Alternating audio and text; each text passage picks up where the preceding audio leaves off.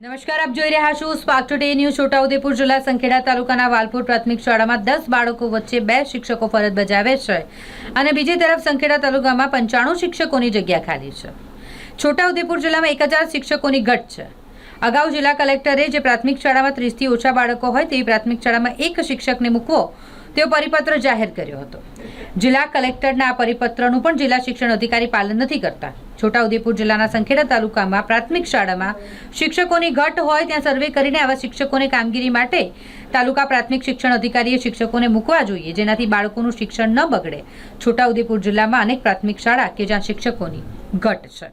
વાલપુર પ્રાથમિક શાળા રજિસ્ટર સંખ્યા 10 છે। 7 કુમાર ને 3 કન્યા છે। અમે 2 શિક્ષક ફરજ બજાવીએ છીએ। આટલા ઓછા બાળકો છે તો 2 શિક્ષકો આપવામાં આવે તો કેવું લાગે છે આપને? શિક્ષણ કાર્ય માટે તો 2 શિક્ષક જોઈએ છે સાહેબ, કારણ કે 1 થી 5 5માં ત્રીજું ચોથું 5મું ભણાવવાનું, એક શિક્ષકે પહેલું બીજું ભણાવવાનું, બાલવાટિકામાં ભણાવવાનું, 2 શિક્ષક તો જોઈએ જ।